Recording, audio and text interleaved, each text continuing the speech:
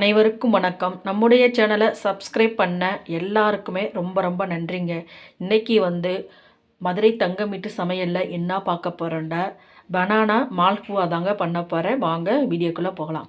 இப்போ இந்த கப்பில் 1.5 கப்பில் கோதுமை மாவு எடுத்துருக்கேங்க. ஃபஸ்ட்டு 1 கப்பு சேர்த்துக்கிட்டேன். இப்போ அரை கப்பு சேர்த்துக்கிறேன்.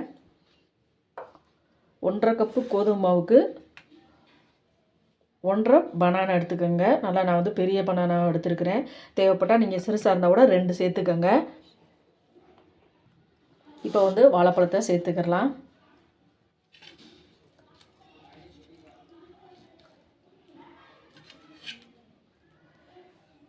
வாழைப்பழத்தை சேர்த்த உடனே ஒரு ஏலக்காய் சேர்த்துக்கிறேன். இப்போ ஒரு 2 ஸ்பூன் அளவு சுகர் சேர்த்துக்கிறேன்.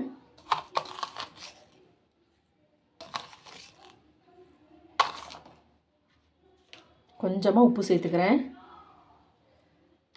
இப்போ நான் ஃபஸ்ட்டு ஒரு 2 ஸ்பூன் அளவு மட்டும் பால் சேர்த்துக்கிறேன். அப்புறம் கொஞ்சம் அரைச்ச பின்னாடி இன்னும் கொஞ்சம் நம்ம பால் சேர்த்துக்கலாம். தண்ணி எதுவுமே சேர்க்க வேணாங்க. பாருங்கள், ஃபஸ்ட்டு இப்படி அரைச்சிக்கிட்டேன். இப்போ திரும்பவும் பால் சேர்த்துக்கிறேங்க. மாவு பாருங்கள், இப்படி அரைச்சிக்கிறேனுங்க. இப்போ ஒரு பாத்திரத்தில் நான் மாற்றிக்கிறேன்.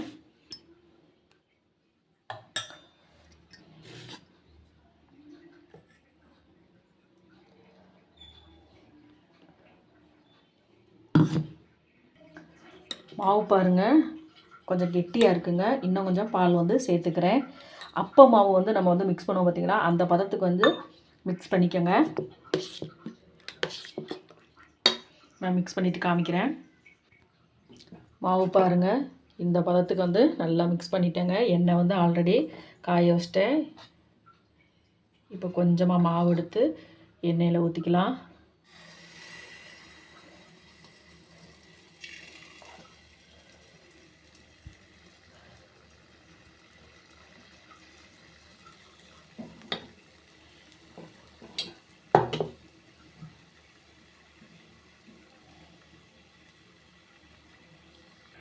ஒரு சைடு நல்லா வெந்துருச்சுங்க.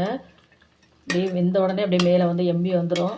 இப்போ திருப்பி போட்டுக்கலாம்.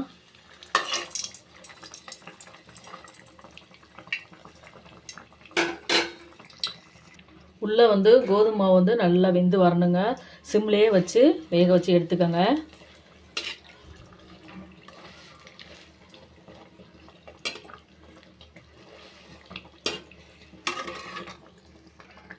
ரெண்டு சைடுமே நல்லா வெந்துருச்சுங்க. இப்போ எடுத்துடலாம். இதே மாதிரி எல்லா மால்புவாவும் செஞ்சு எடுத்துக்கலாங்க. இந்த சைடு சர்க்கரை பாகு ரெடி பண்ணிக்கலாங்க. ஒரு அரை கப்பில் சுகர் எடுத்துருக்கிறேன். ஒரு அரை கப்பில் தண்ணி சேர்த்துக்கிறேன். லைட்டாக கம்பி பதம் வந்தாலே போதுங்க.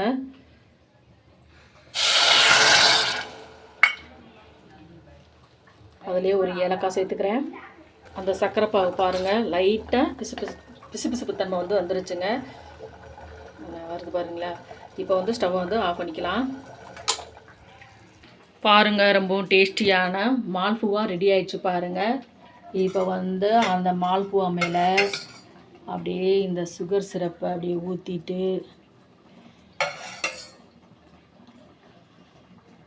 அந்த சுகர் சிரப்பில் அப்படியே ஊற வச்சு அப்படியே சாப்பிடணுங்க. அவ்வளோ டேஸ்ட்டாக இருக்குங்க. இப்போ கொஞ்சமாக பாதாமும் பிஸ்தாவும் கட் பண்ணி வச்சுருக்கேன். அதையும் சேர்த்துக்கிறேன்.